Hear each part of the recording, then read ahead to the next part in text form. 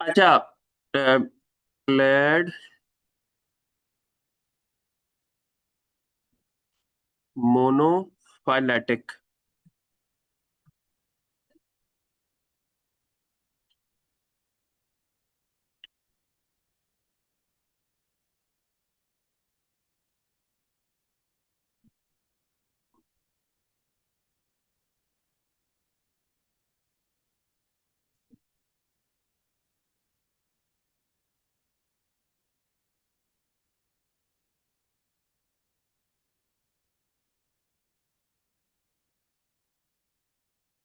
अच्छा बच्चों, ये जो आपने क्लासिफिकेशन करनी है उसमें ना ये तीन चीजें आपने नोट करनी है। अच्छा, यहाँ पर ये वाला जो है ना, ये वाला, ये दोनों डिसेंडेंट हैं, ये इसका एंसेस्टर है, ऐसा ही है। अच्छा, और फिर इन दोनों का एंसेस्टर इधर है, ऐसे ही है। अच्छा, अब ये हो गया मोनोफाइलेटिक। मोनोफाइलेटिक इसे कहते हैं कि एंसेस्टर आए और फिर सारे दादे पोतियां, दोतियां, पोते, वो नजर आए, ठीक है, उनके सारे। ठीक है, ये पढ़ गया, ये दादा है, ये क्या है, ये दादा है, और इसके दे दो पुत्र, एक बेटा एक बेटी, जज पुत्र है, फिर आगे उनके। ठीक है, अब ये सारे इकट्ठे हों तो इसे कहते हैं क्लेड। इसे क्या कहते हैं? और इसे कहते हैं मोनोफाइलेटिक। मोनो का मतलब एक ही जगह से ओरिजिन हो रहा है, एक ही जगह से ओरिजिन हो रहा है और बाकी सारे डिसेंडेंट इकट्ठे आ रहे हैं। अच्छा, इसे कहते हैं मोनोफाइलेटिक। अच्छा, अब यहां पर देखें, अगर हम ये ई और एफ को हाईलाइट करें तो ये क्लेड है, ये मोनोफाइलेटिक नहीं है, ये क्या है, पॉलीफाइलेटिक। अब ये वाला यहां पर आप देखें ना, ये वाला जो ई है इसका कॉमन एंसेस्टर सी है, लेकिन इसका है कोई डिफरेंट लग रहा है, वो ना ही वो किसी का पता चल रहा है कि बाप कौन सा है माँ कौन सी है, तो अजीब सा है, और उसका पता नहीं चल रहा है कि उसके पॉली भी डिफरेंट ओरिजिन के जो सीक्वेंसेस हैं, लेकिन ना ही उसको हमने एक खास ओरिजिन से पिक किया है। ठीक है, ऐसा ग्रुप जो होता है, that group is known as polyphyletic. बड़ा करके दिखा देते हैं आपको।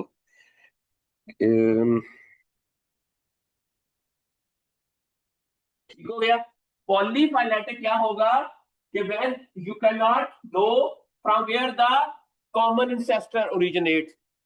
ठीक है, वो डिफरेंट उनके इंसेस्टर्स हैं, डिफरेंट डिसेंडेंट्स हैं, and we don't have a complete picture. अच्छा, अब ये वाला जो सिस्टम है ना, यहाँ पर ये पता चल रहा है कि इन तीनों के इंसेस्टर ये है। ठीक है, लेकिन यहाँ कुछ मिसिंग भी है। मिसिंग क्या है, ये देखे ना, अगर हम यहां से क्लेड बनाएंगे ना, यहां से, का मतलब है कि इसके अंदर ये भी आएगा, ये भी आएगा, सही है ना। इसके यहां इसके तो सारे दोते पोते नहीं ना आ रहे। अगर हम इसको कहते हैं ए है ना, ए के दो, जे के पोते पोतियां, ये होर पोते पोतियां भी हैगी वहां, लेकिन वो ऐड नहीं हुई। तो ऐसा क्लेड या ऐसा जो होगा उसको हम कहेंगे पैराफाइलेटिक। उसे क्या कहेंगे? अच्छा, आपने जो ग्रुपिंग करनी है उसके अंदर मस्ट बी अ मोनोफाइलेटिक हो। जो मोनोफाइलेटिक है उसको हम ग्रुप कहेंगे, उसको क्या कहेंगे? ग्रुप कहेंगे, उसको क्लेड कहेंगे। आपने अपने जीन्स जो हैं, आपने उसकी क्लासिफिकेशन जो करनी है वो बेस्ड ऑन मोनोफाइलेटिक। समझ आ गई? क्लियर? अच्छा, अब देयर इज अ पॉसिबिलिटी कि जो डी जीन है ना, ये आपकी क्रॉप का हो, फर्ज किया ये हो गोसिपियम हिस्सूटम GH PR1। जो ई है ये अरेबिडोप्सिस थलियाना का PR2 हो। ठीक है, अब ये दोनों एक ही क्लेड में आ रहे हैं, का एंसेस्टर ये है, ये एक ही स्टेट में आ रहे हैं, इट मीन ये दोनों एक दूसरे के साथ काफी हद तक सिमिलर है और इनके फंक्शन भी सिमिलर होंगे। ठीक है, और देयर इज अ पॉसिबिलिटी कि इन दोनों का एंसेस्टर भी सेम हो, इन दोनों का पुराने वक्तों में। अच्छा, अब एक होती है स्पीसिएशन। स्पीसिएशन किसे कहते हैं? स्पीसिएशन, जी बच्चे, व्हाट इज स्पीसिएशन? नई स्पीशीज का बनना, नई नई स्पीशीज का बनना, इसे क्या कहते हैं? स्पीसिएशन। अब नई स्पीशीज कैसे बनती है? बल्कि ऑलरेडी एग्जिस्टिंग स्पीशीज थी, उनके अंदर चेंज आ गई, उसके अंदर क्या आ गई? चेंज आई, उसको कहते हैं, और वो चेंज अगली जनरेशन में चली गई, और सिर्फ एक या दो जीन्स की सीक्वेंस के अंदर चेंज आई और वो नेक्स्ट जनरेशन में चले जाई गई, इसे कहते हैं माइक्रो एवोल्यूशन। क्या कहते हैं? लेकिन फिर क्या हुआ कि उस स्पीशीज के अंदर कई सालों तक छोटी छोटी चेंजेस आती रहीं और वो अगली जनरेशन में ट्रांसफर होती रही। इसे कह, और जब हमने देखा कि जो पहली स्पीशीज थी जिससे ये बनी थी, उससे ये काफी डिफरेंट हो गई, और अब ये आपस में इनब्रीड भी नहीं कर रही। अपनी उस जो पहली उसकी जो स्पीशीज थी, उसके जो इंडिविजुअल्स हैं, उनके साथ अब ये स्पीशीज स्पीशीज की डेफिनेशन क्या होती है? वो आपस में इनब्रीड करें और फर्टाइल ऑफस्प्रिंग पैदा करें, और फर्टाइल उसको हम कहते हैं स्पीशीज। अब स्पीसिएशन का मतलब है नई स्पीशीज का बनना, नई। अच्छा, अब फर्ज किया ये मैंने कहा ना, रैपिडोप्सिस के अंदर जीन है और ये सीपियम हिर्सुटम के अंदर है। इसका मतलब है कि ये पुराने जमाने में किसी एक स्पीशीज से इवॉल्व हुए हैं, जिसके अंदर माइक्रो एवोल्यूशन हुई, मेगा एवोल्यूशन हुई, और उसके बाद एक नई स्पीशीज बन गई। समझ आ रही है आपको? That's why they came in the same clade, that's why they came in the same clade. समझ आ रही है? अच्छा, इट मींस, अच्छा, और वो चेंज हो गई, लेकिन उसके अंदर बहुत ज्यादा, उस स्पीशीज के अंदर आने के बाद क्या अब कितनी की चेंज आई है? फर्ज किया वो पुराने जमाने में ये इकट्ठे थे, लेकिन अब वहां से लेकर अब तक आते आते क्या ये कंजर्व रही है? मुजाहरा एक स्पीशीज थी, उसके अंदर चली गई जीन, एक दूसरी थी, उसके अंदर और जीन्स के अंदर म्यूटेशन होती रही, लेकिन क्या उसके अंदर हुई है कि नहीं? ठीक है, अगर तो सीक्वेंस स्ट्रक्चर सेम है, तो इट मींस दैट एवोल्यूशनरी के दौरान भी ये कंजर्व्ड रहा रीजन। ये रीजन क्या रहा? कंजर्व्ड का मतलब है सेम रहा, सेम रहा। तो हम प्रिडिक्ट कर सकते हैं कि दिस जीन फैमिली मेंबर्स जो आपस में काफी हद तक उनकी स्ट्रक्चर सेम है, स्ट्रक्चर्स सेम है, फंक्शन भी सेम होगा। देयर इज अ पॉसिबिलिटी कि उसका फंक्शन भी सेम हो। नहीं लगी समझ? ठीक है, तो अब हमने रिसर्च करके ये मालूम करना है कि जिस जीन फैमिली के ऊपर मैं काम कर रही हूं, क्या इसकी एवोल्यूशनरी हिस्ट्री के दौरान इसके अंदर कोई नई चीज तो नहीं आई? मेरी बात की समझ आई? क्या कोई नया अच्छा, फर्ज किया PR1 जीन है, हमने देखा कि PR1 जीन जो है मेज के अंदर, अरेबिडोप्सिस के अंदर इसके 21 मेंबर हैं। कितने हैं? इस जीन फैमिली के कैप वाले 21 मेंबर हैं। ठीक है, आप किस पे ज्यादातर काम कर रहे हो? NHX पे कर रहे हो? अच्छा, NHX के कितने मेंबर्स हैं?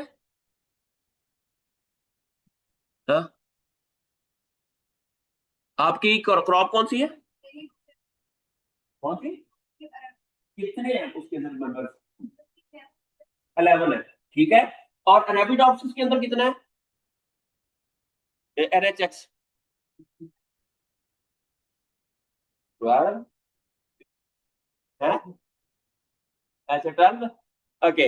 अच्छा, 12 है। ठीक है, अगर एक के अंदर 12 है, एक के अंदर 13 है या 14 है या 15 है, अच्छा, अब वो जो एक्स्ट्रा 3 आए हैं इसके अंदर, ये कब आए हैं? ठीक है। अच्छा, या मैंने कहा था evolution is not only gaining a character, losing a character is also a, या तो ये हुआ होगा कि ये जो 15 वाली जिसके अंदर है ना, ये वो 12 वाले का इंसेस्टर हो, इस 12 वाले ने वो 3 जीन्स निकाल दिए हो। कुछ भी हम प्रिडिक्ट कर सकते हैं, हम कुछ भी, लेकिन वो प्रिडिक्शन लॉजिकली आपने पेपर के अंदर प्रेजेंट करनी है कि मेरे लॉजिक के मुताबिक ये चीजें ऐसी हुई होंगी। अच्छा, अब क्वेश्चन ये है कि नया जीन बनता कैसे है, नया जीन बनता कैसे है जी बच्चे, ये बताओ। अब भी एक जीन है, क्रोमोसोम नंबर 3 के ऊपर है। नहीं। अच्छा, अब है कि फर्ज किया हमारे पास जीन डुप्लीकेशन का पढ़ा हुआ है आप लोगों ने, क्या होती है जीन डुप्लीकेशन, बच्चों बताएं। क्या ये देखें, यहां पर आप देखें बच्चों कि यहां पर जीन जो है वो डुप्लीकेट हुआ, यहां पर जीन था, डुप्लीकेट होके जब किसी और क्रोमोसोम पे चला गया, किसी और क्रोमोसोम पे चला गया, इट मींस ऑलरेडी जीन भी है, वो डुप्लीकेट होके दूसरी जगह भी चला गया, लेकिन वहां पर 2 बार इंटीग्रेट हो गया। इंटीग्रेशन किसे कहते हैं, ज्वाइन करना। डिफरेंट जगह पर जाकर फर्ज किया मैं अब आप लोगों के साथ इंटीग्रेट हो गया पढ़ाने में, जहाँ एज ए फैकल्टी मेंबर बन के, जहाँ विजिटिंग पे हूँ, लेकिन I am the now the भी इंटीग्रेट हो गया आप लोगों के साथ पढ़ा रहा हूँ, ठीक है। इंटीग्रेशन का मतलब ये है कि एक जीन कॉपी हुआ और दूसरी जगह। अच्छा, क्या क्वेश्चन ये है, क्या सिर्फ एक ही जीन कॉपी होता है या सेगमेंट ऑफ जीन्स होते हैं, ठीक है। भी फर्ज किया जहां पर कोई 15-20 जीन्स से वो पूरे का पूरा सेगमेंट कॉपी हुआ, और वो पूरे का पूरा सेगमेंट जीन्स अगर इधर चला गया है, इट मीन उनकी लोकेशन। अच्छा, फर्ज किया अगर यहां पर 1 2 3 4 5 6 जीन है, साथ साथ है, सराउंडिंग्स में है, जिस तरह आप ये 5 6 बंदे हैं ना, इसकी कॉपी हो और एग्जैक्टली वो उधर जाके हम, और एग्जैक्ट सेम अरेंजमेंट उधर हो, तो इट मीन हम कहेंगे कि ये पूरे का पूरा सेगमेंट कॉपी हुआ था और वो किसी और जगह जाके, इसे कहते हैं सेगमेंटेड डुप्लीकेशन। क्या कहते हैं इसको। अच्छा, अगर जीन इसका डुप्लीकेट हो और एग्जैक्टली उधर ही आ जाए, साथ साथ ही एक जीन है, वो डुप्लीकेट होने के बाद वो किसी और क्रोमोसोम पे चला गया, उसे कहते हैं सेगमेंटेड डुप्लीकेशन। उसे क्या कहते हैं, पर क्या आप डुप्लीकेट हुए और आपका जो डुप्लीकेट है वो साथ ही बैठ गया, उसे कहेंगे टेंडम डुप्लीकेशन। उसे क्या कहते हैं, 2 तरह की डुप्लीकेशन होती है, जीन डुप्लीकेट हुआ, कॉपी हुआ, आगे जाके इंटीग्रेट हो गया, इसे कहते हैं डुप्लीकेशन। 2 तरह की डुप्लीकेशन होती है, एक होती है टेंडम डुप्लीकेशन, एक होती है सेगमेंटेड डुप्लीकेशन। टेंडम डुप्लीकेशन होती है कि एग्जैक्टली उसी जगह एक जीन की कॉपी हुई और इधर ही आके हो गया, उसे कहेंगे टेंडम। लेकिन सेगमेंटेड कब कहेंगे, कि जब वो किसी और क्रोमोसोम्स के ऊपर जाए, या या यहां से डुप्लीकेट होने के बाद वो इधर आ जाए, बहुत दूर जगह जाकर उसी क्रोमोसोम पे साथ साथ ना हो। फर्ज किया आप लोग यहां से कॉपी हो गए, वो उसी जगह उस जगह बैठ जाए, तो ये एक ही क्रोमोसोम है ये सारा, तो फिर क्या होगा, वो भी सेगमेंटेड डुप्लीकेशन ही होगी, वो भी चाहे वो सेम क्रोमोसोम पे हो, चाहे वो जो डिफरेंट क्रोमोसोम पे हो, तब भी वो क्या होगी। बच्चों समझ आ रही है, सेगमेंटेड डुप्लीकेशन और टेंडम डुप्लीकेशन। हाँ, अगर कोई हमें लगा कि हमें जीन का डुप्लीकेट मिला ही नहीं, उस क्रोमोसोम उस पूरे इसका, हमारे पास एक जीन है करके यहां पर है, तो हमें पूरे जीनोम के अंदर उसका डुप्लीकेट ही नहीं मिला, तो फिर वो जीन कहां से बना होगा। कौन कह रहा है आप। अच्छा, हाँ, एवोल्यूशन ही हुई है। ये हुआ है, फर्ज किया ये डैड केस अच्छा, उन इन दैट केस ये हुआ है कि जो जीन है ना, इन दैट केस क्या हुआ है, को जो उसका पुरानी कोई जो स्पीशीज थी ना, जो उससे पहले जिससे वो स्पीशीज बनी है, वो जीन वहां डुप्लीकेट हुआ होगा। नहीं लगी समझ? ठीक है, और वो उसकी पुरानी किसी स्पीशीज के अंदर था। ठीक है, तो वो डुप्लीकेट जिससे हुआ, वो दूसरी स्पीशीज में रह गया, ये इधर आ गया, और वो दरमियान में कहीं डिलीट हो गया जो ओरिजिनल था उसका। नहीं लगी समझ? इट मींस उसे कहते हैं डिस्पर्स्ड। उसे क्या कहेंगे? भी पता नहीं लग रहा वो कहां से डुप्लीकेट हुआ है और डिस्पर्स्ड है। समझ आ रही? तीन तरह की डुप्लीकेशन हो गई। एक होगी टेंडम, जो बिल्कुल साथ साथ है। एक है सेगमेंटेड, एक है डिस्पर्स। अच्छा, अब हम कहते हैं कि जीन नए बन गए। फर्ज किया ये जीन डुप्लीकेट हुआ और क्रोमोसोम नंबर 3 पे चला गया। अब वहां पर आपके अंदर म्यूटेशन आ गई, वहां पर आपके जीन के अंदर क्या आ गई? अब आप एक नया जीन, काफी हद तक सिमिलर है, लेकिन there is a little change in gene, और अब आप एक नए जीन बन गए। जी क्वेश्चन है? हाँ, this is another good question. मैं अभी आपको नेक्स्ट इंशाल्लाह टेक्निक है के ए और के एस एनालिसिस होता है, वो मैं आपको बताऊंगा। वो हम एनालिसिस करेंगे, टीवी टूल के थ्रू हो जाता है। ठीक है, जब वो हम कर लेंगे तो हमें पता चल जाएगा। अगर तो के ए और अच्छा, अच्छा के ए और के एस एनालिसिस के लिए अच्छा, इसकी तरफ मैं बाद में आता हूँ, मैं बताऊंगा कि कैसे वो डुप्लीकेशन होती है। अभी उससे पहले हम ये बताते हैं, हमारा था कि किसी के अंदर 15 जीन है, किसी के अंदर 10 जीन है, किसी के अंदर बिल्कुल 6-7 जीन है, किसी के अंदर 50 जीन है। There is a possibility. ठीक है, अगर किसी के अंदर 50 जीन्स है, इतने ज्यादा क्यों हो गए वहां? ये क्वेश्चन है पहला। इतनी डुप्लीकेशन, इट मीन उसके अंदर डुप्लीकेशन वाला मैकेनिज्म इतना इवॉल्व हुआ है, स्ट्रांग है। अच्छा, पहला उसके लिए हमें ना पढ़ना पड़ेगा कि जीन डुप्लीकेशन होती कैसे है। अच्छा, उसके लिए आपने पढ़ा होगा क्लोनेज एंजाइम। आप बायोटेक्नोलॉजी के स्टूडेंट हैं, आपको पता होगा रिस्ट्रिक्शन क्या होती है। क्या होती है रिस्ट्रिक्शन एंजाइम्स? क्या होते हैं? वो कट करते हैं डीएनए को। लाइगेज क्या होता है? जोड़ते हैं। क्रॉसिंग ओवर क्या होती है? सेगमेंट एक्सचेंज होते हैं। अच्छा, इसी तरह ही जो डुप्लीकेशन के लिए ना कुछ एंजाइम्स होते हैं। क्या होते हैं?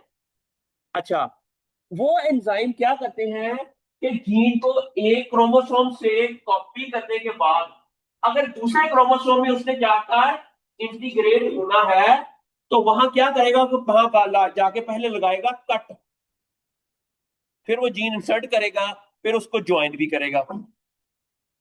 अच्छा, अगर एक ऐसी स्पीशीज जिसके अंदर ये मैकेनिज्म ही ना हो, नहीं लगी समझ? जिसके अंदर वो एंजाइम ही ना हो, या वो एंजाइम रिसेसिव हो जाए, उस एंजाइम के अंदर के जीन के अंदर ही म्यूटेशन आ जाए और वो एंजाइम हो जाए रिसेसिव, तो वहां पर डुप्लीकेशन नहीं होगी, या डुप्लीकेशन इवेंट इतने अच्छे नहीं होंगे। मेरी मेरी बात की समझ आई ना? अच्छा, दूसरा क्वेश्चन एक और है, एक प्लांट डुप्लीकेशन करता क्यों है? नए जीन्स इवॉल्व करता क्यों है? एग्जैक्टली exactly, वो एनवायरमेंटल कंडीशन को अपने आप को अडॉप्ट करने के लिए। मैं अभी पढ़ा रहा था एक क्लास को, तो मैंने बताया कि अगर जो बैक्टीरिया होते हैं ना, वो दे अच्छा अगर हम एक रिसर्च पेपर लिखें, bacteria are they become researcher after antibiotics, या इन एक्सट्रीम कंडीशन, या हम कह सकते हैं कि bacteria they become researcher after extreme condition. What does it mean? Evolve करने की कोशिश करता है। एक बैक्टीरिया ने आपने एंटीबायोटिक खिलाई किसी बंदे को, एंटीबायोटिक सारे बैक्टीरिया मर गए लेकिन एक दो बच गए। जो बच गया ना, तो क्या करेगा? वो सोचेगा कि मेरे ऊपर हमला हुआ कैसे था, वो साथ सेंस कर लेगा हमला अचानक हुआ था और क्या हुआ था। अब मैं अगर नेक्स्ट टाइम ये हमला होगा, तो उससे मैं कैसे बचूंगा। अच्छा, इट मीन ये बचाने के लिए ना अल्लाह मियां ने नेचुरली बैक्टीरिया के अंदर ना एक सिस्टम रखा हुआ है। बैक्टीरिया के अंदर क्या रखा हुआ है? एक सिस्टम रखा हुआ है। वो रिसर्च करता है, सोचता है, उनके भी जीन्स है वो। अच्छा, वो जीन्स क्या है? वो सोचते हैं, फिर अपने अंदर एवोल्यूशन लेकर आ जाता है। क्या ले आता है? अच्छा, और फिर नेक्स्ट टाइम उन एंटीबायोटिक के अगेंस्ट रेजिस्टेंस ले आता है। हम कहते हैं यार हमने हमारी पाकिस्तानी कौम ने इतनी एंटीबायोटिक खा ली कि हर बैक्टीरिया के अगेंस्ट रेजिस्टेंट बैक्टीरिया ने, बैक्टीरिया बिकम रिसर्चर। मैंने कहा ना दे बिकम। अगर हम एक रिव्यू आर्टिकल लिखें और उसका टाइटल ये हो तो लोग बड़ा ही पढ़ेंगे उस पर। Bacteria become researcher after extreme condition. तो this would be a very, वो कहते हैं ना, बिकने वाला टॉपिक होगा ना, अजीब तरह का। जिस तरह मैंने कहा था कि एक रिव्यू आर्टिकल लिखे, cotton genes for jeans. Cotton के अंदर जीन्स होते हैं, हमारे जीन जिसके ऊपर हम gene genetic engineering, genes for jeans. Jeans pant, pant के लिए कौन से ऐसे जीन्स हैं जो कॉटन के अंदर होते हैं और जिससे अच्छी जीन बन सकती है। तो आप इस तरह के बड़े इंटरेस्टिंग से टॉपिक और टाइटल लिखेंगे ना, आपका जो रिसर्च आर्टिकल का टाइटल है ना, वो इतना इंटरेस्टिंग होना चाहिए कि ऑडियंस उसको पढ़े तो उसको शौक पैदा हो जाए कि इस आर्टिकल के अंदर लिखा क्या है। जितना लोग आपके आर्टिकल को पढ़ेंगे उतना आपके आर्टिकल का इंपैक्ट है। आर्टिकल का इंपैक्ट क्या है कि लोग उसको ज्यादा पढ़े, उससे फायदा लें और अपने आर्टिकल के अंदर उसको साइट करें, रेफरेंस दें। तो आपने अपनी जिंदगी जी ली। लोग आपको कहेंगे कि बड़ा रिसर्चर। क्या होगा? समझ आ गई बच्चों? बड़ा रिसर्चर कैसे होगा? when you have published that paper and this published paper was cited many times by many researcher of the world, it means you are a good researcher। ठीक हो गया। अब क्वेश्चन ये है कि एक जीन इवॉल्व क्यों क्यों हुआ, वो समझ आ गई। ये इस बच्ची ने कहा है कि, नाम क्या मुझे, ईमान ने कहा कि वो अंडर सीवियर अडॉप्टिव कंडीशंस के अंदर अपने आप को उसने क्या किया, सरवाइव करने के लिए। जो डार्विन की थ्योरी थी, सर्वाइवल ऑफ द फिटेस्ट, सिर्फ वही स्पीसीज सरवाइव करती है जो चेंजिंग क्लाइमेटिक कंडीशन के अंदर अपने आप को सरवाइव कर लेती है। समझ आ गई? तो इट मींस अब नेचर में ये हो कैसे रहा है ये। अच्छा, अब डुप्लीकेशन जो होती है, जीन की जो डुप्लीकेशन होती है, जिन उसको कहते हैं डुप्लीकेशन हॉटस्पॉट। अब वाईफाई है ना, हॉटस्पॉट जहां होगा ज्यादातर लोग वहां जाएंगे। ठीक है, जिस तरह वाईफाई चल रहा है मेरे लैपटॉप पे चल रहा है तो हम बैठे हैं इधर। ठीक है, हॉटस्पॉट का मतलब है वो। अच्छा, आप रिस्ट्रिक्शन एंजाइम की खास सीक्वेंस होती है, पता ना आपको, GAATTC, सिर्फ उसी को इको R1 कट करता है। सिमिलरली इनकी भी एक खास सीक्वेंस होती है, इनकी भी एक खास सीक्वेंस होती है, और उसी के अराउंड डुप्लीकेट होता है। अगर वो सीक्वेंस नहीं होगी तो अगर तो वो कट नहीं करेगा, डुप्लीकेट नहीं होगा। मेरी बात की समझ आ रही है आपको? अच्छा, अब अच्छा, अब हम यहां से ये इंटरप्रेट कर सकते हैं कि अगर किसी स्पीशीज के अंदर हमारे जो NHX1 जीन्स है वो ज्यादा तादाद में है तो उसकी वजह क्या हो सकती है। अब आपने लिटरेचर सर्वे करना है कि उस जीनोम के अंदर डुप्लीकेशन का मैकेनिज्म कितना इवॉल्व हुआ है। अगर तो वो बहुत इवॉल्व हुआ है देन आप कह सकते हैं कि मेरे इस स्पीशीज के अंदर अगर जीन्स की नंबर ज्यादा है तो इसका मतलब ये है कि they have very complex and evolved genome because of they have a very good duplication system। बच्चे समझ आ रही है? अब आपने जब रिजल्ट्स को डिस्कस करना है तो डिस्कशन के अंदर आपने इसको ऐसे लिखना है कि मैंने आइडेंटिफाई किए इतने जीन्स थे, ये जीन्स इतनी ऑर्गेनिज्म से ज्यादा थे, इतने इन इन ऑर्गेनिज्म से ये कम है। अगर ये ज्यादा है तो क्यों ज्यादा है, अगर कम है इसकी आपने साथ में लॉजिकल रीजन बतानी है। उसमें आप कुछ भी बता सकते हो लेकिन लॉजिक के साथ। ये ना हो कि जी मैं सर इसलिए नहीं आया कि मेरी मझ ने पट्ठे नहीं खाते सी। अब ये तो कोई बात ना हुई आपके यूनिवर्सिटी आने की वजह क्या है कि मझ ने। अब ये तो कोई लॉजिक नहीं ना बनती। लॉजिक।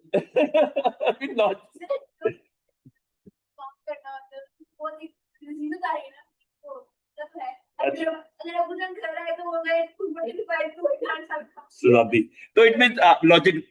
अच्छा सिंगापुर के वजीर आजम ने कहा था कि पाकिस्तान की ना तरक्की करने की वजह यह है कि पाकिस्तान के अंदर हर बहाने काम ना करने के और उसकी ऐसी रीजन होगी और जो उसका उस्ताद है वो एक्सेप्ट भी कर लेगा वाकई है तेरे घर मसला होया होना वा।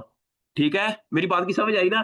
तो दिस इज द और कहता दूसरी रीजन ये आ कि ਅਸੀਂ मुसलमान आ कि ਅਸੀਂ जन्नत च जाना ही जाना। नहीं वो तो जाना है लेकिन इसलिए हम ये काम नहीं करते इन्होंने पता है दुनिया तो कुछ नहीं असल तो आखिरत है। वो इस चक्कर में ना ये काम ही नहीं करते रिसर्च नहीं करते साइंटिस्ट नहीं बनते अच्छी। वो उनको पता है कि हमने तो जन्नत में जाना ही जाना है। हालांकि अल्लाह मियां ने कहा है कि मैं एक अच्छा मोमन देखना चाहता हूं जो जिसके पास पैसा ज्यादा हो और हलाल तरीके से उसने पैसा कमाया हो और वो अपने बच्चों के लिए ज्यादा पैसा कमा के छोड़ के जाए। वो ज्यादा अच्छा एज कंपेयर टू वो मुसलमान जो गरीब मरा है। अल्लाह मियां उससे खुश नहीं होगा क्योंकि वो उसने पूरी जिंदगी क्या किया काम ही नहीं किया मेहनत नहीं की इसलिए तो वो गरीब है। मेरी बात की समझ आई ना।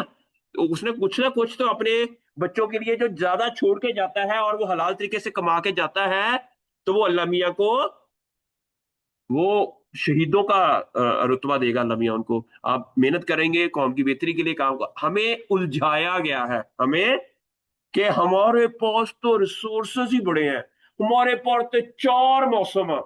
तो चार मौसम सारे मुल्क जा कड़ा साडे मुल्क च कले आप अमेरिका जाके देख लो चार मौसम कनाडा जाके देख लो अल्लाह ने रिसोर्सेज ही बड़ी दी है रिसोर्स अल्लाह मियां ने सबको दिए हैं। ये एक वारदात है कि पाकिस्तानी कौम को कहो कि बड़े फल ने बड़े फ्रूट ने बड़ी वेजिटेबल्स ने कम ना करो। मेरी बात की समझ आ रही है। तो ये आपके माइंड के साथ खिलवाड़ किया गया है क्या किया गया है खिलवाड़ किया गया है कि ये कौम कहीं आजाद ना हो जाए गुलाम ही रहे। मेरी बात की समझ आ रही है। अच्छा अब है ये इसका बच्चे का क्वेश्चन था कि ये जीन डुप्लीकेशन होती कैसे है कैसा कैसे कर सकते हैं पता। उसके लिए हमें हमारे ना टीवी टूल के अंदर ना एक ये मैं अभी दिखाता हूँ। टीवी टूल में खोलेंगे ना आप लोग ये देखें ये टीवी टूल है। आ जा ठीक है। अच्छा टीवी टूल में जाकर ये आ गया टीवी टूल ठीक है। इसमें आपने जाना है अदर्स में यहां पर अदर्स में जाके आपने अदर्स में जाना है और यहां पर लिखा हुआ बच्चे ये है सिंपल के और के एस कैलकुलेटर के ए के एस कैलकुलेटर। अच्छा ये ना टीवी टूल चलता चलता ना पुराने इंजन तरह ठीक है। ये हो गया के ए के एस कैलकुलेटर ये है हमारे पास के ए के एस कैलकुलेटर। ये अच्छा ये क्या करता है बच्चों आपको पता होगा एटीजी स्टैंड फॉर एटीजी क्या है स्टार्टिंग कोडान है ठीक है। फिर मैं दोबारा कोडान के टेबल के ऊपर जाता हूँ। कहाँ जाना है कोडान का टेबल कोडान से आपको समझ आएगी जीन डुप्लीकेशन क्या होती है ठीक है। अच्छा और इसको कैसे मैयर कर सकते हैं। अब यहां पर आप देखें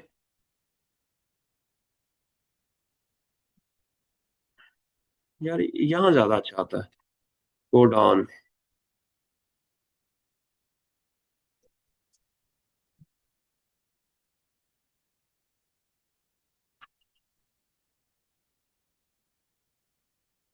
आज नेट बड़ा अच्छा अच्छा आ गया है। पता नहीं मेरा तो बड़ा सोना आ रहा है आज।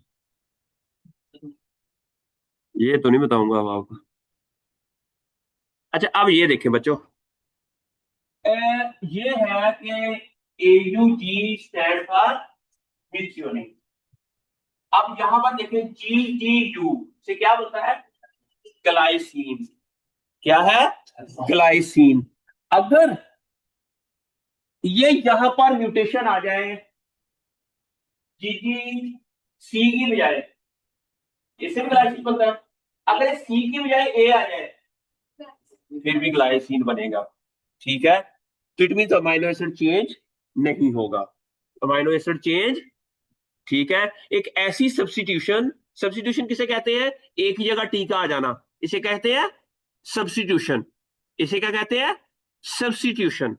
लेकिन अगर इस बी की जगह ए आ जाए तो फिर चेंज हो जाएगा। ये एक ऐसी म्यूटेशन है जिससे प्रोटीन की स्ट्रक्चर भी चेंज हो जाएगी, और उस स्ट्रक्चर की चेंज होने से क्या होगा कि प्रोटीन बिल्कुल ही डिफरेंट हो जाएगी, ऑलरेडी एग्जिस्टिंग प्रोटीन से वो क्या हो जाएगी। अच्छा, अब इसके लिए हम एस एनालिसिस, अब इसके बारे में थोड़ा सा मैं आप ये यहां सर। अच्छा, अब के एस रेशो जो होती है वो इसको हम करते हैं, सर्च कर लें, चलें इधर से दिखा लेते हैं आपको। के ए और के एस एनालिसिस होता क्या है कि ये हमारा मैयर करता है कि कितनी सब्स्टिट्यूशन हुई है जो जिसकी से प्रोटीन की स्ट्रक्चर चेंज हुई है, और कितनी सब्स्टिट्यूशन हुई है जिससे प्रोटीन की स्ट्रक्चर चेंज। अब ये किनका करना है, दो जीन्स का। हम समझते हैं कि ये जीन इस जीन का डुप्लीकेट है, हम इन दोनों की सीक्वेंस लेंगे। कौन कौन सी सीक्वेंस लेंगे, डीएनए की सीक्वेंस और प्रोटीन की सीक्वेंस, डीएनए की सीक्वेंस और प्रोटीन की सीक्वेंस। और अच्छा, फिर उनको एक सॉफ्टवेयर में के अंदर डालेंगे, वो सॉफ्टवेयर यही के एस कैलकुलेटर, ये हमें बताएगा कि इन दोनों जीन्स के दरमियान में कितने परसेंट रीजन है जो कॉमन है, कितना डुप्लीकेट म्यूटेट हुआ हुआ है, कितना। अच्छा, अगर तो कोई रीजन कॉमन हुआ तो कोई वैल्यू आ जाएगी, कोई। अच्छा, अगर कॉमन ना हुआ, पर क्या एक जीन डुप्लीकेट हुआ ही नहीं उससे, तो उसमें वो वैल्यू आ जाएगी 0 0। अगर तो वैल्यू आ जाए 0 0, इट मीन वो डुप्लीकेट नहीं है, वो जीन उसका डुप्लीकेट या वो जीन आपस में डुप्लीकेट नहीं है। लेकिन अगर कोई ना कोई वैल्यू आती है, कोई ना कोई वैल्यू आती है, इट मींस दैट वो डुप्लीकेटेड जीन है। वो क्या है, डुप्लीकेटेड जीन है। अब हमने के ए और के एस जो एनालिसिस है उसमें के ए क्या बताता है, ये पढ़े तो बच्चे, आप पढ़े क्या लिखा हुआ K A. also known as the D and DS ratio or okay जी, is a fundamental metric in molecular evolution used to set selective pressure on protein coding genes। Protein coding genes का बच्चे इधर आ जाओ, इधर इधर आ जाओ बेटा, बच्चे इधर आ जाओ। ओके, अच्छा, प्रोटीन कोडिंग जीन्स का मतलब क्या होगा, वो जीन जिससे प्रोटीन बनती है। क्या कोई नॉन कोडिंग जीन्स भी होते हैं, ओ बच्चों, सुमन बुकमन उमन फाहम लाजून ऐसे बैठियां सारियां जितना। जी बताएं, कोई नॉन कोडिंग जीन्स भी होते हैं। अच्छा, अब ये बताएं कि डीएनए से क्या बनता है, आरएनए। कौन सा आरएनए बनता है, ट्रांसफर आरएनए कहां से बनता है, राइबोसोमल आरएनए कहां से बनता है। दुनिया के तमाम आरएनए डीएनए से बनते हैं। सोचा करें ना कभी कि सिर्फ मैसेंजर आरएनए बनता है या कोई और आरएनए भी बनता है, कभी सोचा है भी क्या राइबोसोमल आरएनए के भी जीन्स होंगे, उसको हम कहेंगे राइबोसोमल डीएनए। उसको हम क्या कहेंगे, राइबोसोमल आरएनए का डीएनए, या उसको सिंपल हम ये कह देंगे, this region on the chromosomes which transcribe 5 ribosomal RNA, that region is known as ribosomal DNA। उसको क्या कहेंगे, आपको पता होगा राइबोसोम के अंदर 16S होता है, 18S पढ़ा हुआ है, जीआर पढ़ा हुआ है। 16S क्या होता है और 18S में फर्क क्या है, 16S बैक्टीरिया के अंदर होता है, 18S यूकेरियोट्स के अंदर होते हैं। 16S वो जीन है जिससे वो बनता है, ठीक है। वो 70 वो जो सब यूनिट्स होते हैं, वो बाकी वो आपकी बात ठीक है, मेरी भी ठीक है, ठीक है। अच्छा, अब वो जो जीन्स हैं इनको कौन कोड करता है? डीएनए क्या करता है? इनके भी जीन्स होते हैं, राइबोसोमल आरएनए के भी जीन्स होते हैं, ट्रांसफर आरएनए के भी। हर ट्रांसफर आरएनए का एक जीन है, हर ट्रांसफर आरएनए का। बच्चों समझ आ रही है कि ये कितनी प्यारी साइंस है बायोटेक्नोलॉजी की? उसके अंदर आपको समझ आती है कि चीजें, ये राइबोसोमल आरएनए का भी जीन है, ट्रांसफर आरएनए का भी जीन है, माइक्रो आरएनए का भी जीन है, ट्रांस एक्टिव एसआई आरएनए का भी जीन है। There are many type of RNA and each RNA is transcribe from DNA. अच्छा, जो मैसेंजर आरएनए है वो होते हैं जिससे प्रोटीन बनती है। मैसेंजर आरएनए वो होता है जिससे कोडिंग जीन कहते हैं। उसको क्या कहते हैं? कोडिंग जीन्स वो होते हैं जिससे प्रोटीन बने। वो जीन जिससे प्रोटीन ना बने उसे नॉन कोडिंग जीन्स कहते हैं। ये आपकी इंफॉर्मेशन में इजाफा हो गया बच्चों, हो गया कि नहीं? ठीक है। अच्छा, अब है it compares the rates of two types of nucleotide substitution in coding sequence. Nucleotide substitution, what does it mean? Substitute का मतलब है एक ही जगह टी आ जाना, एक ही जगह जी आ जाना, जी की जगह ए आ जाना। जिस फर्ज किया आप उठ के इधर आ गए हो ना, आप इधर आ जाओ, ये इधर आ जाए, ये सब्स्टिट्यूट हो गए। ये क्या हो गए? कहते हैं सब्स्टिट्यूट फील्डर आ गया। ऑलरेडी एक फील्डर था, वो खेल रहा था, वो इंजर्ड हो गया। Now they add another player who can field, ठीक है। या आजकल तो अच्छी सी नहीं, अच्छी सी नहीं, हमारी आईसीसी ने ये कहा है कि आप एक नया बंदा अगर इंजर्ड हो जाए तो आप रिप्लेस भी कर सकते हो उसको, उससे बैटिंग भी करवा सकते हो। पहले ऐसा नहीं था, ठीक है। समझ आ गई आप आपको? अच्छा, अब सब्स्टिट्यूशन की समझ आ गई।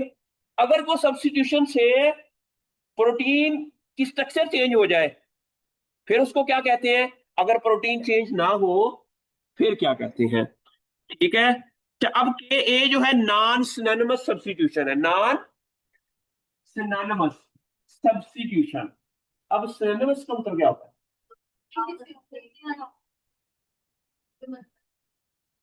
नॉन सिनोनिमस, सिनोनिमस किसे कहते हैं?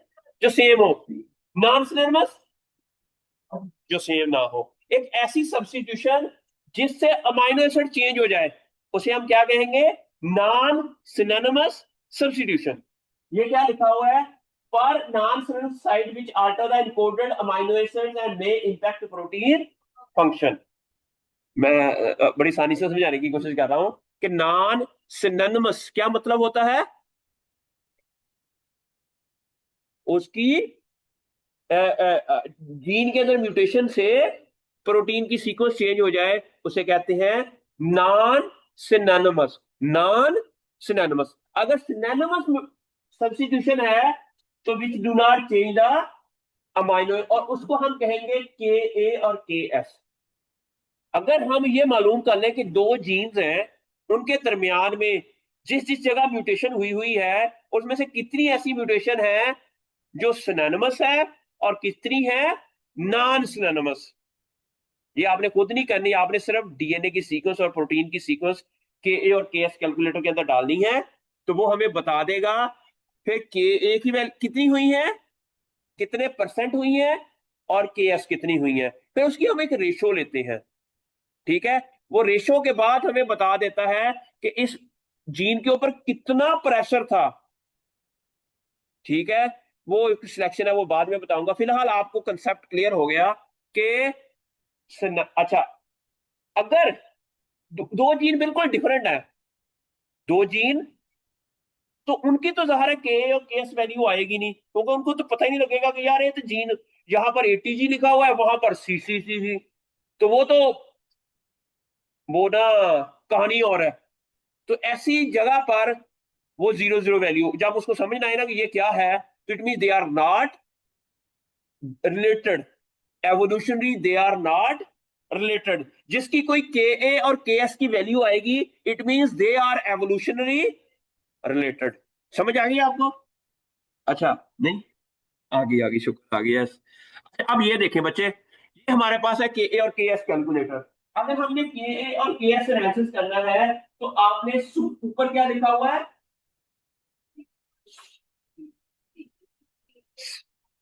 उसके अंदर हमने ऐड करना है set input CDS file in FASTA format. अब सीडीएस क्या होती है, व्हाट इज सीडीएस? ओ किसने कहा? Shahzada. Complementary DNA sequence, complementary. अच्छा, डीएनए से आरएनए बनता है, आपको पता है।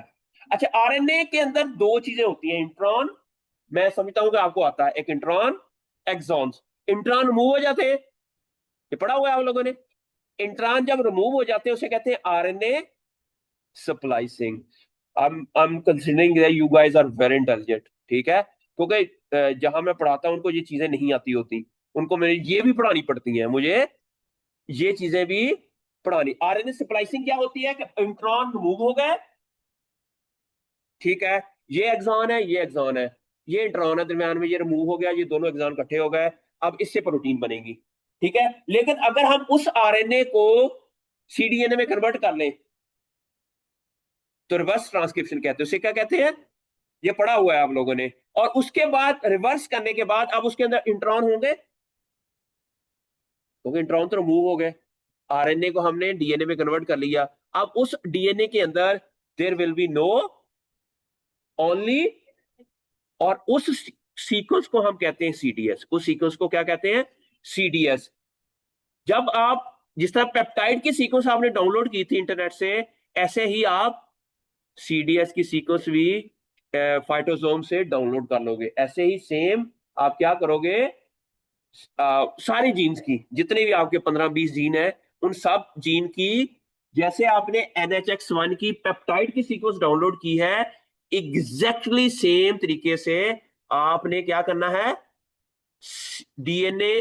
अच्छा, अब दो तरह के जीन वहां पर सीक्वेंस होगी जीन की, एक जीन होगा जिसके अंदर वो होंगे इंट्रॉन और एक्सॉन दोनों होंगे, वो होगी जिनोमिक सीक्वेंस, वो ओरिजिनल, वो जिनोमिक का मतलब डीएनए की ओरिजिनल सीक्वेंस होगी, वो क्या होगी, gene promoter operating frame terminator.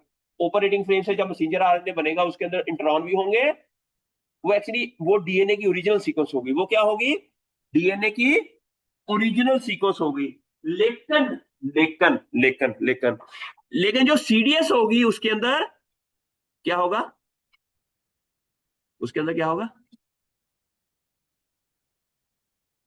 बच्चे बताएं, उसके अंदर क्या होगा, सिर्फ एक्सॉन्स होंगे, इंट्रॉन नहीं होंगे। तो इसका मतलब है,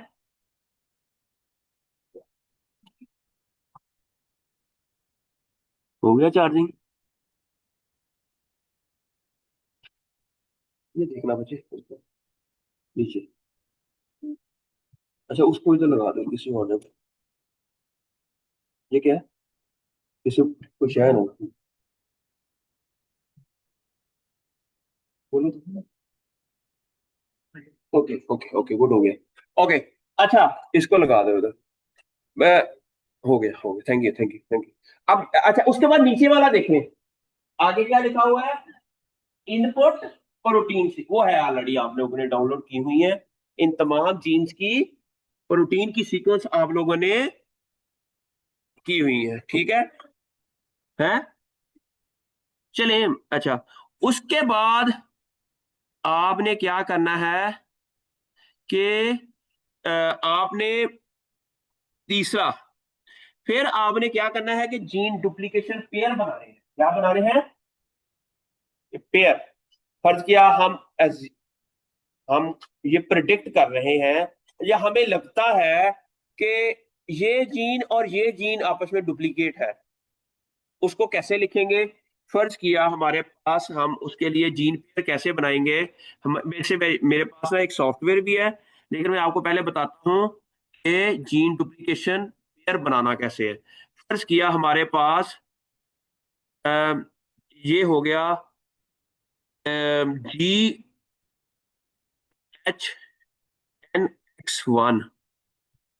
NHX1, ठीक है।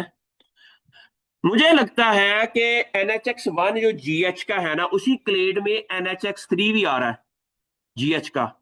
तो हमने ये उस क्लेड की बेस के ऊपर ये एज्यूम कर लिया कि जो ये दोनों आपस में डुप्लीकेट होंगे, उस क्लेड की बेस के ऊपर। किसके बेस के ऊपर? उस क्लेड की बेस के ऊपर हमने क्या किया कि हमें ये अज्यूम कर लिया कि ये दोनों आपस में डुप्लीकेट होंगे। मेरी बात की समझ आ रही है आपको? कैसे किया कि हमें ये लगा कि जो फाइलोजेनेटिक क्लेड के अंदर दो जीन्स हैं और वो दोनों प्रेजेंट हैं, इस बेस के ऊपर हमने प्रिडिक्ट कर लिया कि ये जीन अगर एक ही क्लेड में आ रहे हैं, देयर इज अ पॉसिबिलिटी कि ये कहीं भैन भरा ना हो। भैन भरा का मतलब डुप्लीकेट होंगे, एक दूसरे के एक ही ओरिजिन से ओरिजिनेट हुए हैं। मेरी बात की समझ आई? अच्छा, इस ये हमने अब कैसे करना है कि फर्ज किया GH NH हमने इसके सामने लिख दिया। क्या लिख दिया? GH NH वो हमने इधर लिख दिया। ठीक है, गोसिपियम हिरसुटम NH3 है। GH है गोसिपियम हिरसुटम, जो आपकी क्रॉप है उसका नाम, ठीक साइंटिफिक नेम है। रेबिडोप्सिस थलियाना है, उसका नाम है AT। सिमिलरली कैप्सिकम एनम है CA। ठीक है, सोलेनम ट्यूबरोसम पोटैटो को कहते हैं ST, NH1। ठीक है, NH2 NH3 NH4 NH5। समझ आ गई? आपने ये इस तरह का जितने भी पॉसिबल जीन होंगे ना, आपने, अच्छा इसके लिए 8 मोल के ऊपर आप जाएंगे ना, ये कि मेरा वेबसाइट पे जाएंगे प्लांट मोल में, वहां पर पूरा मैंने इसका स्टेप बाय वो सारे बताया हुआ है कि KA और KS एनालिसिस कैसे करना है। KA KS एनालिसिस एक एक स्टेप मैंने बताया हुआ है। Understand the gene duplication importance, ये यहाँ पर हमें ये है। ठीक है, यहाँ पर आप जाएंगे ना बच्चों, यहाँ पर आपको दोबारा से मैं थोड़ी सी जीन डुप्लीकेशन की डेफिनेशन बता देते हैं। Gene duplication is an important evolutionary mechanism that allow organism to adopt and evolve। जैसे आपने क्या कहा था, इवॉल्व करने के और लिए और अडॉप्ट करने के लिए by generating genetic material that can develop new function without compromising the original genes role in plant growth, और जो भी है उसको विदाउट कंप्रोमाइज करने से हम एक ऐसा जीन डेवलप कर लेते हैं। प्लांट्स क्यों करता है? क्योंकि उसको लग रहा होता है कोई फुफ्फो आ रही है। क्या आ रही है? कोई प्रॉब्लम आ रहा है, कोई कोई बहुत बाहर कोई सिचुएशन खराब हो रही है। तो हमें जो ओरिजिनल हमारे हैं जीन, उनको भी का उनका एक फंक्शन है, वो तो नहीं हम डिस्टर्ब करेंगे। हम नई हायरिंग कर लेंगे। क्या कर लेंगे? अब यहाँ पर हमारे पास पहले ही 5 वर्कर्स हैं। अब हम कहेंगे माली को उठा के अब आप लैब के अंदर अटेंडेंट लगा दें, तो ये अच्छा नहीं होगा। हम क्या करेंगे कि हमने सिक्योरिटी गार्ड रखना है या लैब अटेंडेंट रखना है, उसी को एक कॉपी बनाएंगे और वो कॉपी करके हम एक नया बंदा हायर कर लेंगे। क्योंकि अब नई कंडीशन आ रही है। सिक्योरिटी गार्ड क्यों रखना पड़ रहा है? क्योंकि बाहर इंडिया ने अटैक कर दिया है, जब बाहर बहुत ज्यादा चोर हैं। सारे लाहौर के लोग चोर नहीं है, लेकिन कुछ तो हैं जो वो शरीफ है, वो चोर है। ठीक है, तो वो लोग हैं, तो उनसे बचने के लिए हमने क्या किया बच्चों? क्या किया हमने? एक नया सिक्योरिटी गार्ड रख लिया। लेकिन हमने ये ना किया कि हमने इधर लैब का कोई अटेंडर था उसको सिक्योरिटी गार्ड लगा देंगे तो लैब का फंक्शन खराब हो जाएगा। इसीलिए आपने इवॉल्व कर लिया। आपने सोचा, प्लांट के अंदर जीन्स का नेटवर्क था, वो एक पूरा एक उनकी एक कमेटी थी जो ये सोच रही थी कि अगला ये प्रॉब्लम आ रहा है और उस प्रॉब्लम को हमने कैसे हैंडल करना है। समझो, जिस तरह हम सोच सकते हैं, जिस तरह हमारी एक सोशल लाइफ होती है, हम एक दूसरे के साथ इंटरेक्ट करते हैं। हम चाय बनाना है तो हमें पता लग जाता है कि चीनी ज्यादा पई है या घट पई है, तो नेक्स्ट टाइम मैं कितनी चीनी डालूंगी तो ये करूंगी तो मेरा चाय अच्छी बनेगी। Keeps on trying. Similarly plants के अंदर भी यही होता है कि अगर नेक्स्ट टाइम इस तरह का प्रॉब्लम, उससे गंदी चाय बन गई, तो मैंने कैसे उसको ठीक करना है, तो वो मैकेनिज्म क्या है, जीन डुप्लीकेशन। जीन डुप्लीकेशन समझ आ गई? Everything is clear? Why genes evolve, why they become duplicated, there is a reason. हर चीज की एक रीजन है कि why the genes they become duplicated. Okay, so gene duplication हो गया। Genetic innovation, create new genes with novel functions, क्या होते हैं? और redundancy for evolution, provide backup copies of gene which can mutate, और उसकी डाइवर्सिटी हो सकती है। फ्लेक्स स्टेट डेवलपमेंट के लिए भी फर्ज किया। एक प्लांट है, उसके अंदर ना जो फ्रूट था ना, वो बड़ा छोटा सा था फ्रूट, और वो फ्रूट जो है ना, उसके अंदर जो सीड्स थे, या फ्रूट का साइज छोटा था, और वो मीठा नहीं होता था। ठीक है।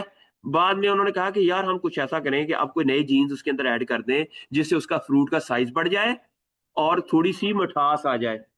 तो हमने देखा कि उसकी पिछली स्पीशीज के अंदर, अब आप देखें, टोमेटो, चिल्ली, और टोमेटो और चिल्ली और आलू, ये तीनों एक ही फैमिली को बिलोंग करते हैं। अगर आप टोमेटो और चिल्ली का कंपैरिजन करें, टोमेटो, चिल्ली स्पाइसी है जी बच्चों, पीछे वाले, चिल्ली स्पाइसी होती है, Yes. टोमेटो। अच्छा, अब चिल्ली स्पाइसी क्यों है और टोमेटो स्पाइसी क्यों नहीं है? जी आपने बिल्कुल लास्ट बेंचेस वालों ने बताना है। जी बच्चे, हेलो, ये पहली वाली लास्ट, जी आप।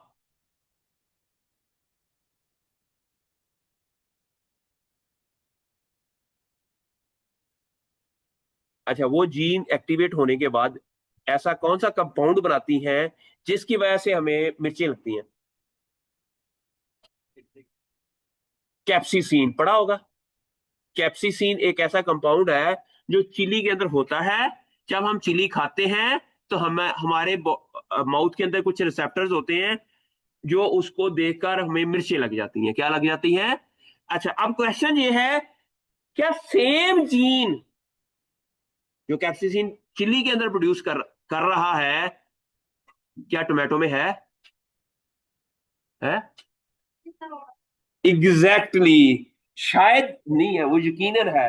लोगों ने जब एनालिसिस किया तो पता चला कि वो जीन जो कैप्सिसिन प्रोड्यूस कर रहा है, वो टोमेटो में है। फिर इन्होंने क्रिस्पर कैस टेक्नोलॉजी को यूज करते हुए उस जीन के अंदर जहां वो म्यूटेशन हुई हुई थी, उस म्यूटेशन को रिकवर कर लिया। Then we have spicy tomato, we have spicy tomato.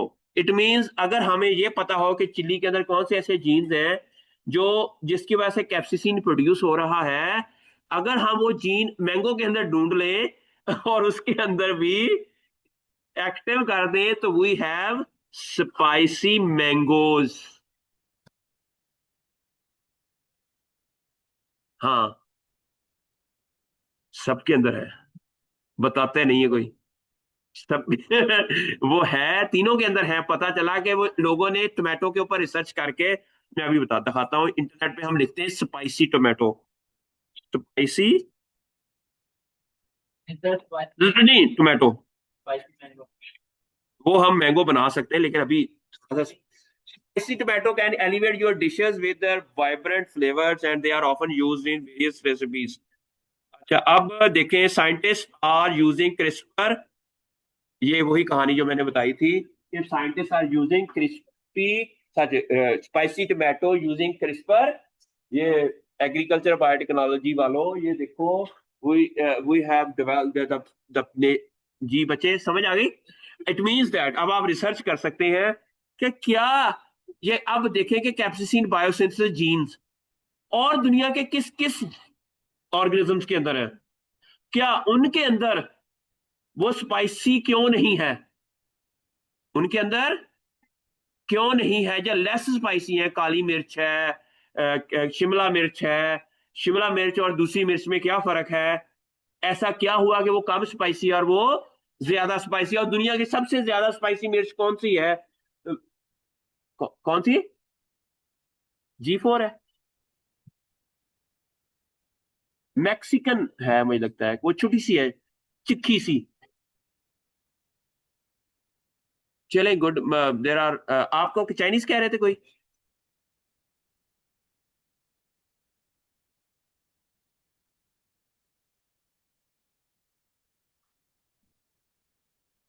Okay, तो it means that the people are working on it. अब बीइंग अ बायोटेक्नोलॉजिस्ट आपका काम क्या होगा? हम जीनोम वाइड एनालिसिस करके पहले आइडेंटिफाई कर सकते हैं कि इसी तरह, अगर हमें पता है कि कैप्सिकन बायोसिंथेसिस जीन जो है, जो मिर्चों के अंदर है, वो उसका पहले डोमेन देखी जाए, फिर उस डोमेन को चिली के जीनोम के अंदर या टोमेटो के जीनोम के अंदर चेक किया जाए। अगर तो हमें मिल जाए तो देर इज अ पॉसिबिलिटी के वो जीन वहां होंगे। तो वो scientist are using CRISPR to make spicy tomato, spicy mango, मिठे मिर्चा, मिठिया मिर्चा बना सकते हैं। जो अल्लाह मियाँ कहता है कि जो आप सोच सकते हैं वो पॉसिबल है। आनियन ऐसे प्रोड्यूस हुए हैं जिनके अंदर से जब आप छीलें तो आंखों में आंसू नहीं आते। उसके लिए लोगों ने देखा कि कौन सी ऐसी चीज है जब हम छीलते हैं तो उससे आंखों में आंसू आते हैं। तो पता चला कि एक सल्फर तरह के कंपाउंड होते हैं, जो जब हम छीलते हैं तो वो एक एंजाइम एक्टिवेट होता है, और वो एंजाइम इस तरह के कंपाउंड रिलीज करता है, और उसकी वजह से लोगों ने वो एंजाइम ही साइलेंस कर दिया, जीन ही म्यूटेट कर दिया। तो क्या हुआ, अब हमारे पास ऐसे ऑनियंस हैं जो कि छीलेंगे तो आंखों में आंसू नहीं आएंगे। लेकिन लेकिन वो जो आंसू आते थे वो बेहतर होते हैं अपनी आंख को ठीक करने के लिए, और वो जो कंपाउंड होते हैं वो हमारी बॉडी के लिए अच्छे होते हैं। इसलिए अल्लाह मियां ने जो बैलेंस में चीज रखी हुई है वो ही अच्छी है। ए बायोटेक्नोलॉजी वाले बंदे बन जाओ, ਤੁਸੀਂ नेचर ਨੂੰ डिस्टर्ब कर रहे हैं, ਤੁਸੀਂ नेचर ਨੂੰ के अंदर जो बैलेंस रखा हुआ है, और उस बैलेंस को जब नेचर आपको खराब करोगे, नेचर आपको खराब करेगी। ये कहते हैं यूरोपीय यूनियन वाले कि जब हम जीएमओ खाएंगे तो हम जिन बूत बन जाएंगे, वो इकोलॉजी और ये सस्टेनेबिलिटी और इस।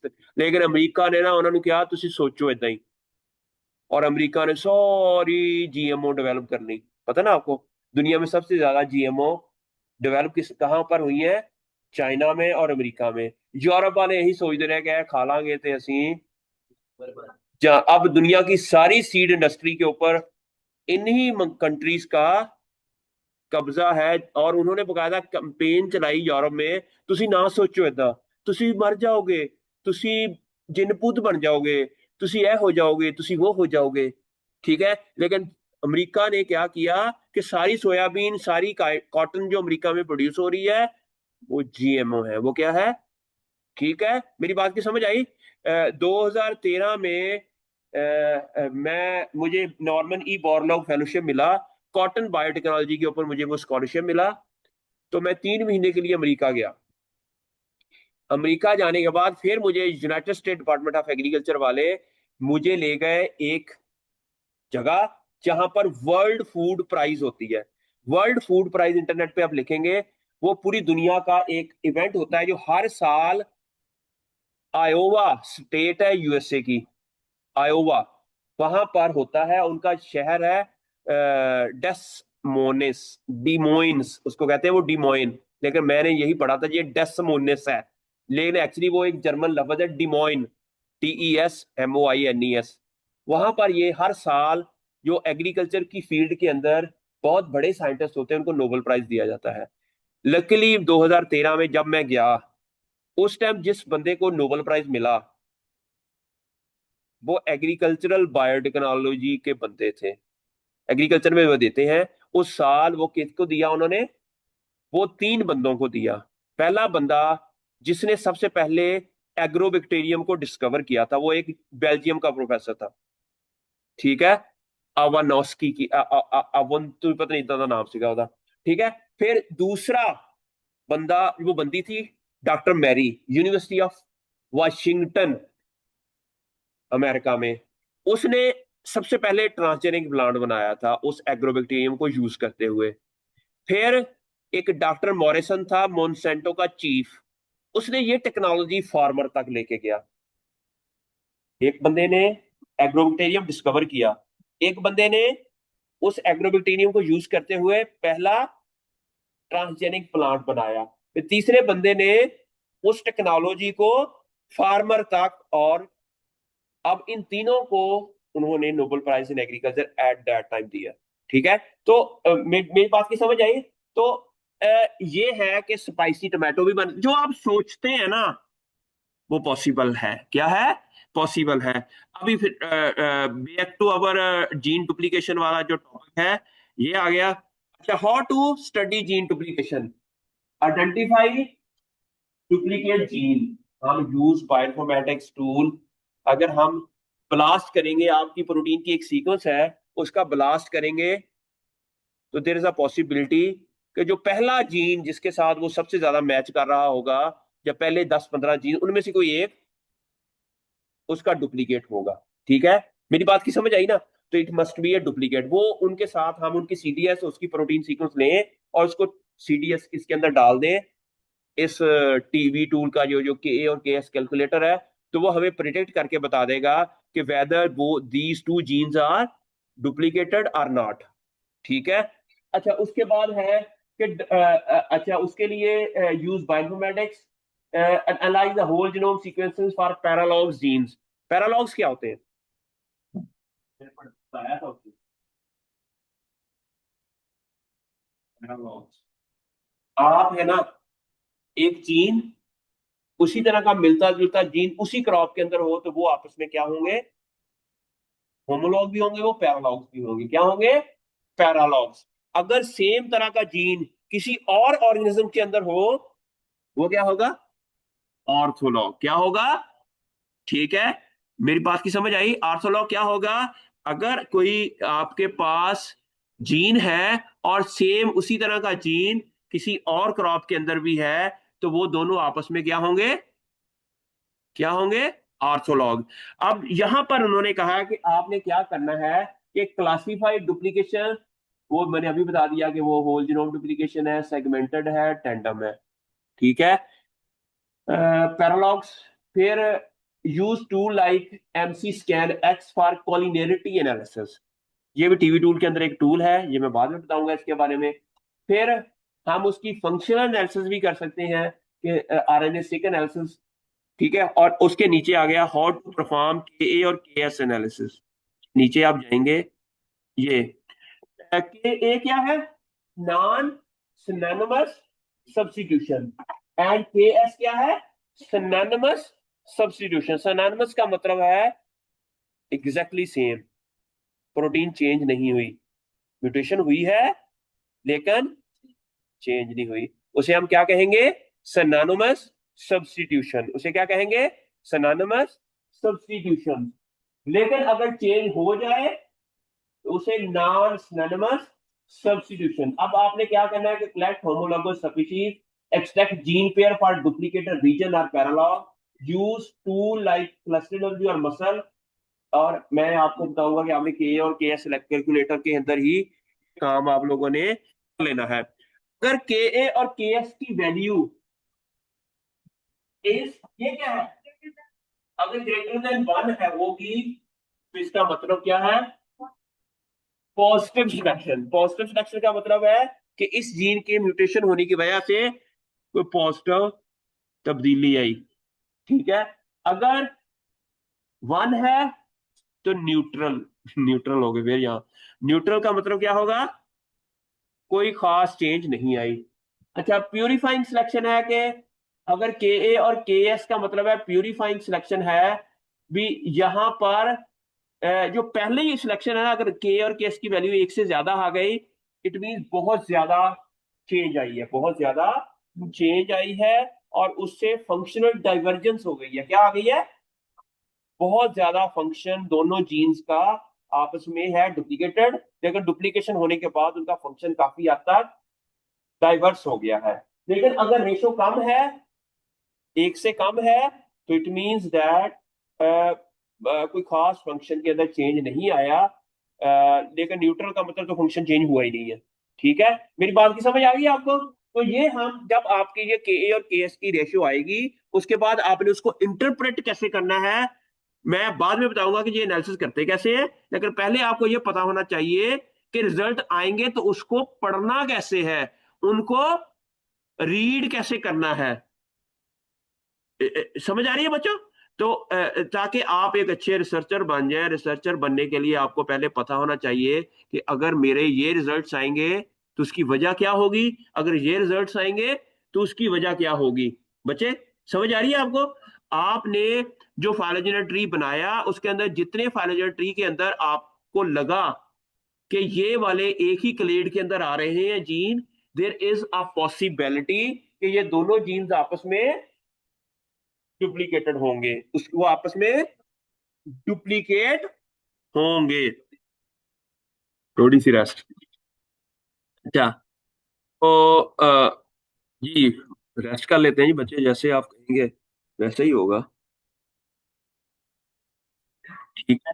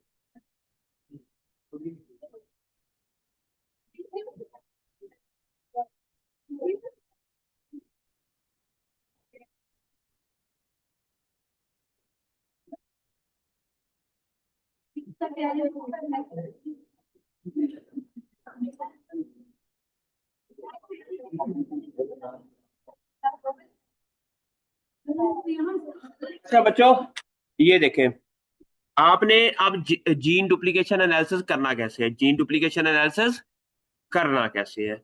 उसके लिए आपने क्या करना है कि फर्ज किया ये हमारे पास है,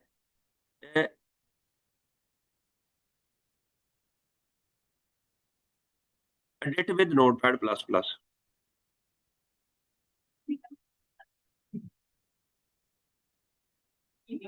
अच्छा ये देखें, ये मैंने क्या बनाया हुआ है, हेलो, ये पेयर्स है, और ये पेयर बना के आपने नोटपैड की फाइल के अंदर, ये एक्सेल में पहले पेयर बनाए, फिर उसको सेव करना है, नोटपैड में फाइल बना के उस फाइल को सेव एज कर देना है नोटपैड। ये जो जीन आपको लगता है कि ये आपस में और एक ही क्लेड के अंदर है, फर्ज के, फर्ज किया हमारे, जिस तरह मैं कह सकता हूं कि यहाँ पर हमारे पास एक जीन है ये वाला, ये जीन और ये जीन एक ही क्लेड के अंदर है, BN NHX5 और BN NHX4। अब हम यहां पर लिख देंगे कि ये, लेकिन ये भी इस ग्रेड में आ रहे हैं सारे, ये चारों। अब एक बनाएंगे BN NHX4, BN NHX5, BN NHX4, BN NHX2, BN NHX4, BN NHX6, six का फाइव के साथ, सिक्स का टू के साथ, कि अब इन चारों में से कोई है होगा जो इसका जीन पेयर होगा, जिसका जीन का डुप्लीकेट होगा, जो इसका जीन का डुप्लीकेट होगा। समझ आ गई? आपने जिस तरह वो मैच नहीं करवाते होते, पाकिस्तान इंडिया, इंडिया अफगानिस्तान, अफगानिस्तान, बांग्लादेश बांग्लादेश, श्रीलंका श्रीलंका, फिर पाकिस्तान, श्रीलंका, इंडिया, तो समथिंग लाइक दैट ना। ठीक है, उसके लिए मेरे पास वैसे एक सॉफ्टवेयर भी है, यहाँ पर मैंने ना एक डेवलप किया हुआ है, ये खुद हमारे बच्चों ने बनाया है। मैं, आप जिनोम वाइड एनालिसिस टूल में जाए ना, आप जिनोम वाइड एनालिसिस टूल। अब यहां पर जाएंगे ना, यहां पर हमने एक खुद ही एक टूल भी बनाया हुआ है, सॉफ्टवेयर बनाया हुआ है। आप यहां पर जाएंगे, इसके नीचे बिल्कुल एंड पे जाएंगे ना,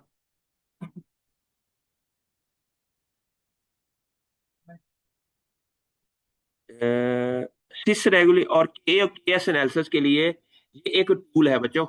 इसको हम क्लिक करेंगे ना, तो हमारे पास, ये आ जा, इसको डाउनलोड कर लेंगे। जब हम इसको डाउनलोड करेंगे ना, तो अब ये कह रहा है कि इसको पहले वेरीफाई करेंगे तो सी हुई हो।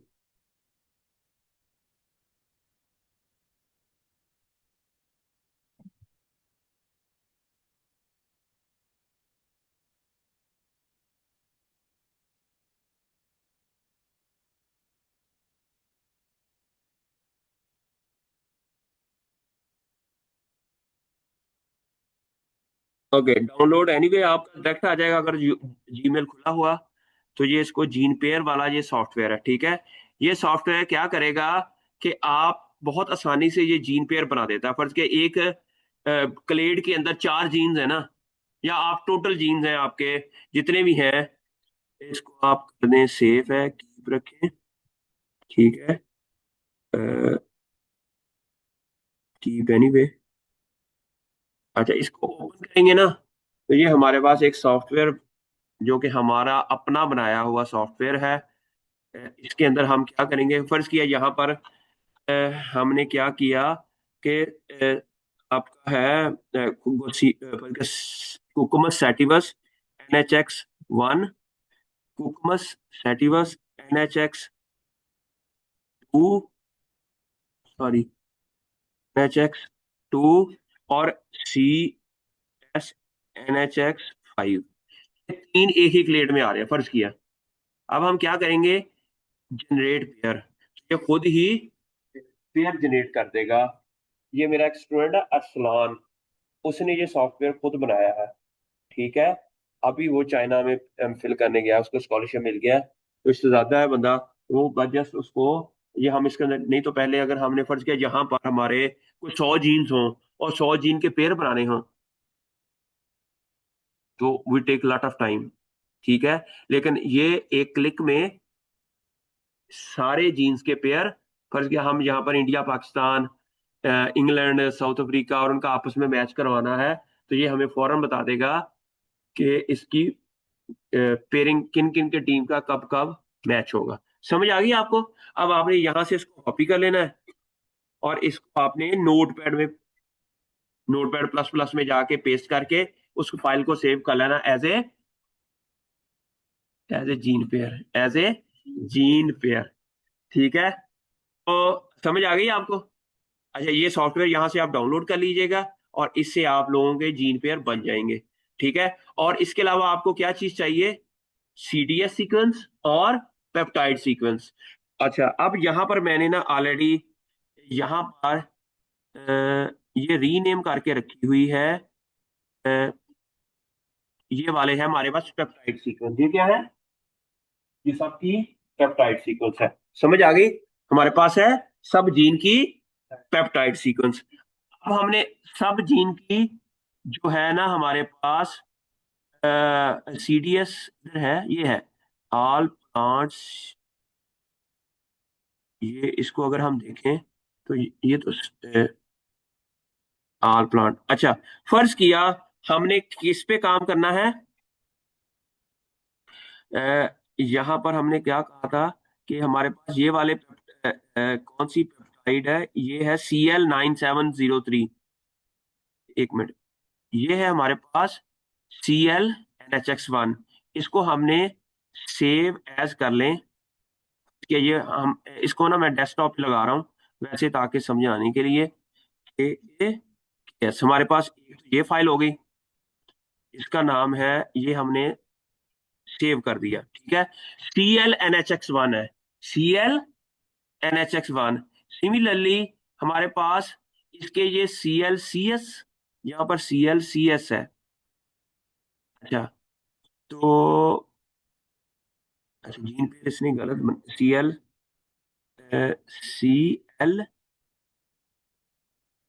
ये के, अच्छा ये जीन पेयर बनाए हुए हैं इसने, ये सारे कॉपी बना दिए इसने। अच्छा, ये सब का इकट्ठा ही बना देता हूं मैं भी, ये सारे जो वैरायटीज के। अच्छा, इसमें इसमें ये CLC, यार ये क्या किया हुआ है इसने। Okay, CLCS।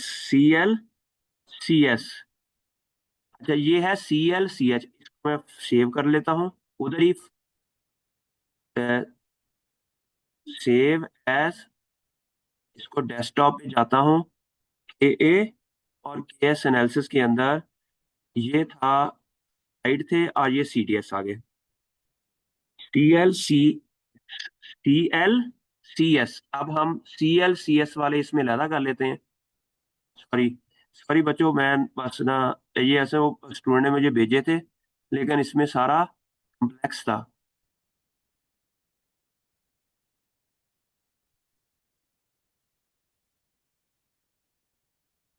अब ये वाला CL है, इसके प्रोटीन कैसे मिलेगी। हाँ, ये यहाँ से मिल जाएंगी, ठीक है। अच्छा, ये है CLCS वाली, रीनेम करके सेव एज डेस्कटॉप के, और ये है चार्ल्स, रीनेम, ठीक हो गया।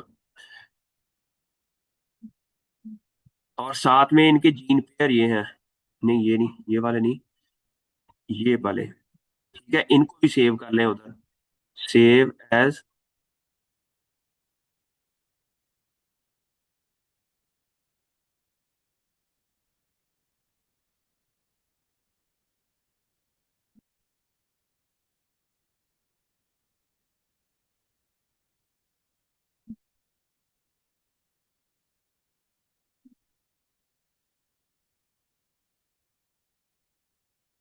क्यों, कितनी फाइलें चाहिए, 3 फाइल चाहिए, क्या कितनी चाहिए, CDS, होल पेप्टाइड, नहीं, पेप्टाइड उस आपके जीन की, और जीन पेयर, ये 3 फाइलें हमें चाहिए।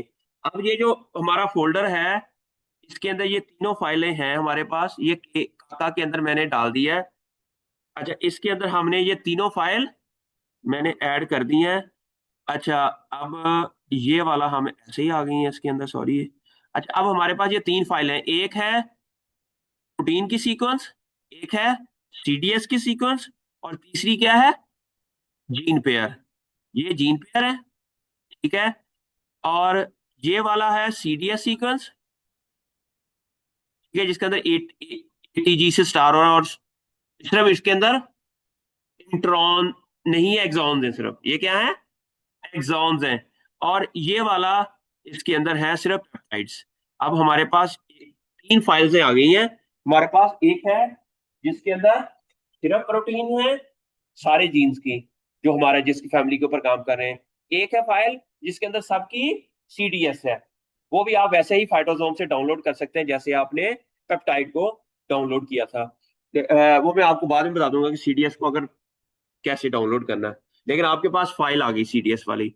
अब आपके पास CDS की फाइल आ गई, पेप्टाइड की फाइल आ गई, और जीन पेयर आ गई। और आपने सिर्फ अपनी क्रॉप का फिलहाल करना है, आपने किसी और क्रॉप का नहीं करना। फिलहाल आपने सिर्फ ये मालूम करना है कि विद इन क्रॉप कौन कौन से जीन आपस में डुप्लीकेट है, विद इन द क्रॉप कौन कौन से जीन आपस में डुप्लीकेट है। अब हम क्या करेंगे कि टीवी टूल में जाएंगे। अच्छा, अब क्या करेंगे कि वो जो फोल्डर है वो आप एक तरफ ड्रैग कर देंगे, और एक तरफ ये कर देंगे टीवी टूल, ठीक है। अब यहां पर पहले में आना है CDS वाली फाइल है, ये वाली, ये आपने ड्रैग करके इधर ले गए, ठीक है, तो होगी हमारी CDS। इसको क्लोज कर देना आपने। फिर आपकी पेप्टाइड वाली जो सीक्वेंस होगी ना, ये वाली है, ये आपने दूसरे खाने में इधर ऐड कर देनी है। ये देखें, यहाँ पर ये प्रोटीन की सीक्वेंस आ गई, ठीक है। तीसरी में आपने एक जीन पेयर, इसका जीन 1 जीन 2 लिखा हुआ है, जीन पेयर अपने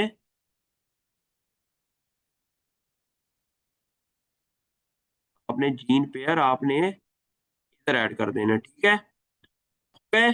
अब आपने देखना है कि जब ये के और के एस एनालिसिस हो तो उसकी आउटपुट कहाँ आए। उसकी आउटपुट के लिए हम चाहते हैं कि इधर ही आ जाए, इसका जो एनालिसिस करने के बाद जो फाइल है वो भी इधर ही आ जाए। हम जैसे भी एक फाइल जहां से लें और इसको ड्रैग कर दें, इसको पाथ दे दिया।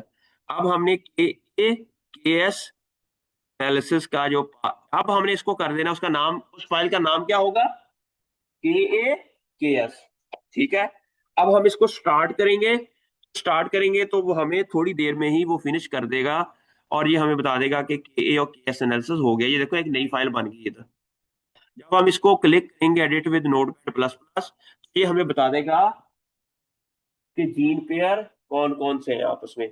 अब यहाँ पर बताएं बच्चों, एक पहला जो जीन है, NHX1 और NHX2, इनके दरमियान में कोई ना कोई वैल्यू आई हुई है। देयर इज अ पॉसिबिलिटी के बोथ कैन बी अ, एक दूसरे के डुप्लीकेट हो सकते हैं। दूसरा में भी वैल्यू आई हुई है, कुछ ऐसे हैं जिसके अंदर कोई वैल्यू नहीं आई हुई, ये आई हुई है, ये देखें नन। ये नन यहां पर आ जाए या जीरो आ जाए तो इट मींस वो जीन पेयर आपस में डुप्लीकेट, ये 2 और 4 आपस में डुप्लीकेट नहीं है। तो ये हमने डिलीट कर देनी है, ये वाला जो रो है ये हमने डिलीट कर देनी है। इसको हम सारे को कॉपी करेंगे, इसको एक्सेल में लेके जाएंगे। क्या करेंगे, कॉपी करके इसको हम लेके जाएंगे एक्सेल के अंदर। फर्ज की आप में एक नई फाइल इधर इधर बना रहे हैं ये। अच्छा, इसमें अब हमने क्या करना है कि जो नन वाले हैं ना वो हमने डिलीट कर देने। ये वैसे ही एक्स्ट्रा आई हुई है, ये भी डिलीट कर दें। अब नन वाले, ये वाला है नन वाला है, ये भी डिलीट कर दिया, ठीक है। फिर आपने ये वाला सीक्वेंस है, ये एक्स्ट्रा आई हुई है, ये भी डिलीट कर दी। फिर आपने ये नन वाला है, ये भी डिलीट कर दिया।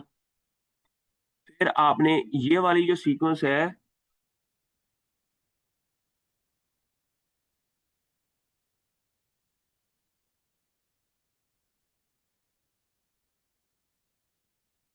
अस्सलाम वालेकुम, ये यहां पर हमारा, ये भी डिलीट कर दिया हमने, ठीक है।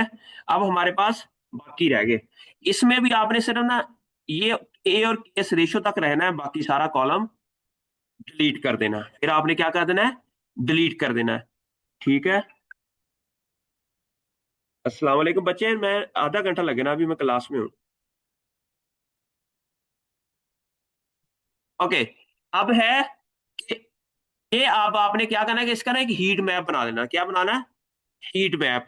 हीट मैप क्या करेगा कि इन दोनों को आपने क्या करना है कि इसको कॉपी करना है और दूसरे के साथ इसको थोड़ा सा बड़ा कर लें और इधर जाके आपने अंडरस्कोर कर देना है और इसको पेस्ट कर देना है। और इसके ये वाला कट किया और इसको इधर पेस्ट कर दिया। सिमिलरली आपने यहां सा सारे को कट किया और इसको अंडरस्कोर करके इधर पेस्ट कर दिया, ठीक है। सिमिलरली आपने यहां से कट किया और इसको इधर अंडरस्कोर किया और इधर क्या हो गया, कंट्रोल X, फिर इसको पेस्ट कर दिया, ठीक है। और सिमिलरली आपने इसको भी,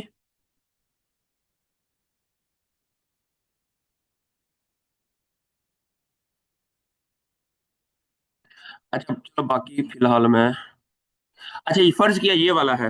अब आपने क्या किया कि ये सीक्वेंस 2 वाला कॉलम आपने डिलीट कर दिया। अब आपने ना इसको शो कराना है कि वो बड़ा खूबसूरत हीट मैप की फॉर्म में ये शो हो जाए, ठीक है। उसके लिए अब इसका मतलब ये है कि ये 0.01 है, इट मीन ये कोई प्यूरिफाई सिलेक्शन है। क्या है, प्यूरिफाइंग द सिलेक्शन का मतलब है कि इस सिलेक्शन से कोई बहुत ज्यादा चेंज नहीं आई। अगर तो रेशो 1 से ज्यादा हो तो इट मींस वो ऐसी चेंज है जिससे कोई तब्दीली आई है, जिससे कोई तब्दीली आई है। अगर 1 हो या 1 से कम हो इट मींस इन जीन्स के अंदर नया जीन बन तो गया है लेकिन बहुत ज्यादा तब्दीली नहीं आई। ठीक है, अब आपने कॉपी करना है यहां से, और इसको कॉपी करने के बाद अब आपने जाना टीवी टूल में। टीवी टूल में जाना है। अच्छा, टीवी टूल में जाके ना आपने ग्राफिक्स में जाना है और हीट मैप इलिस्ट्रेटर में जाएंगे, तो आपने यहाँ पर जो फाइल है इसको डिलीट कर देनी है और यहाँ आपने इसको पेस्ट कर देना है। ठीक है, जब हम इसको पेस्ट करेंगे तो बड़ा ही खूबसूरत सा ये हीट मैप बन जाएगा। ठीक है, आप इसको क्या कर सकते हो कि लकी कलर भी ले सकते हो इसका। जरा नहीं, इसके अंदर ऑप्शंस हैं। ठीक है, और कंट्रोल पैनल में जाके आप चाहते हैं कि शो वैल्यू भी हो जाए, इसकी जो वैल्यू है, और फिर इसका क्लस्टर रो भी हो जाए, क्लस्टर कॉलम भी हो जाए। अब ये देखें, ये इसने इसको क्लासीफाई भी कर दिया कि कौन से जीन पेयर आपस में ज्यादा एक ग्रुप के अंदर, इसके अंदर भी ट्री ऐड हो गया। समझ आ गई? ये हमारे पास आपका एक एनालिसिस हो गया, और उस एनालिसिस को अब आप अपनी पेपर के अंदर लगा सकते हो। समझ आ गई? क्या किया है आपने? होल सीडीएस सीक्वेंस ली, होल पेप्टाइड सीक्वेंस ली, और उनके जीन पेयर बनाए, और जीन पेयर बनाने के बाद आपने और जो नन वाले हैं या दूसरे हैं वो डिलीट कर दिए। ठीक है, और आपने उसका एक हीट मैप बना के, अब आपको जो मैंने पेपर भेजा हुआ है, पेपर भेजा हुआ कोई? कोई पेपर नहीं भेजा अभी तक? रिसर्च पेपर नहीं भेजा कोई? ओके, अब मैं ना आपको एक रिसर्च पेपर भेजता हूँ। आपने ना उसके अंदर एडिटिंग करनी है। क्या करनी है? उस पेपर के अंदर आप लोगों ने एडिटिंग करनी है। एडिटिंग, चलिए, ये तो हमारा के ए और के एस वाला तो हो गया कंप्लीट। ठीक है,